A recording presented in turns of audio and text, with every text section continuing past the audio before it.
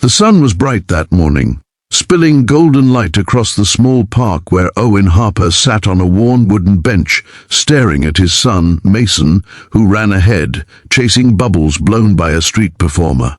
Owen's heart ached in a way that only single fathers could understand, a blend of pride, fear, and relentless loneliness. Life had been heavy since his wife passed away 3 years ago, leaving him with Mason and a house full of unanswered questions. He had built a life of routines and quiet resilience, but every now and then he felt a desperate longing for connection that no amount of work, laughter, or bedtime stories could fill. Owen's best friend, Max Turner, strolled toward him, hands deep in his pockets, wearing his usual easy grin. Max had been Owen's rock since college, a constant in a world that often felt uncertain. Over the years, Max had met Mason countless times, babysat him in emergencies, and shared in Owen's private grief and laughter. Yet, despite their closeness, Owen had never thought beyond friendship. Today, something in him shifted, spurred by the sight of Mason's innocent joy and a sudden clarity of what he wanted. A family whole again, a love that could lift the shadows that still haunted him. "Hey man," Max greeted, his voice warm as the morning sun. "I see Mason's running circles around the park again. You keeping up?" Owen chuckled, wiping a bead of sweat from his brow. "Barely. He's a tornado." They laughed, and for a moment the grief seemed to vanish. But Owen felt a boldness rising in him, a mix of desperation and hope. He leaned closer to Max, lowering his voice. "Max, you know how people always joke about crazy ideas?" Max raised an eyebrow. "All the time. You mean like marrying your best friend kind of crazy?"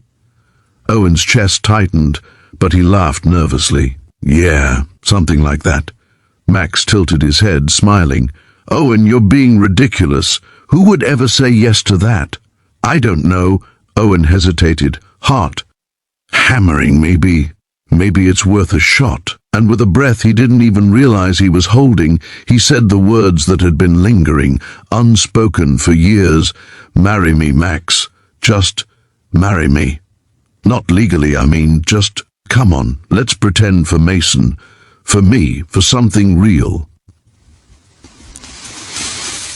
There was a pause so long it felt like the world had stopped. Max blinked, looking at Owen in a way that made his chest twist with both fear and hope. And then Max's expression softened into a grin that made Owen's heart stutter. "I thought you'd never ask," he said, almost whispering, as if saying it aloud might break a spell. Owen froze. The words hung between them like sunlight cutting through clouds, warm and undeniable. It wasn't a joke anymore, it was real. It was possibility. "Max," Owen breathed, the weight of years lifting from his shoulders. "Are you serious?" Max laughed softly, a little nervous, a little trembling. "Yes, Owen, I've been waiting for you to ask." The park seemed brighter suddenly, the air sweeter, the bubbles dancing like tiny stars around them. Mason ran back, breathless, plopping down next to Owen, oblivious to the monumental moment he had just witnessed. "Can we have ice cream now?" he asked, eyes wide and hopeful. Owen's chest swelled with emotion. He hugged Mason tight and looked at Max. "Yeah, ice cream sounds perfect." As they walked toward the nearby ice cream truck, Owen felt the first flicker of a life he had almost given up on, a life that could be filled with laughter, love, and shared mornings like this. But even as hope bloomed, Owen knew it wouldn't be easy. They had their own fears, their own past heartbreaks, and the delicate task of blending their lives in a way that made sense for Mason. And so the real journey began. Over the next few weeks, Owen and Max took small steps. They met for coffee in sunlit cafes, Mason bouncing between their legs, laughter echoing in the corners of the rooms. They went to playgrounds, grocery stores, and library story hours, testing the waters of this new life. There were awkward moments, like the first night Max stayed over, trying to find the right balance between being a friend, a father figure, and something more. But every hesitation was met with Mason's infectious enthusiasm. his innocent approval making the transition smoother than either man expected. One bright Saturday, the trio went to the farmer's market downtown. Sunlight dappled the stalls, painting everything in shades of gold and orange. Mason ran ahead, dragging Owen toward a stall of fresh pastries.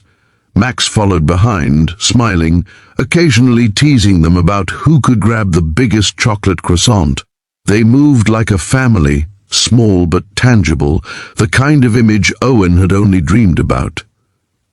As they ate pastries on a sun-warmed bench, Max turned to Owen, eyes serious for the first time in days. "You know, we don't have to rush into anything. I mean, Mason and we're already a team, and that's what matters. But I want you to know I'm in this, for real, not just pretending."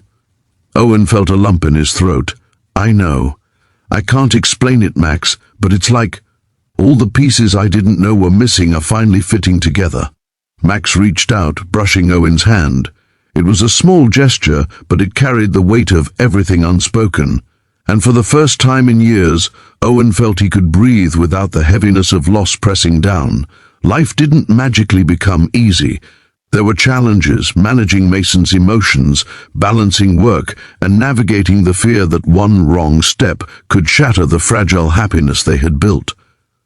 Owen wrestled with guilt at times, wondering if he was moving too fast or if he deserved this kind of joy after so much sorrow.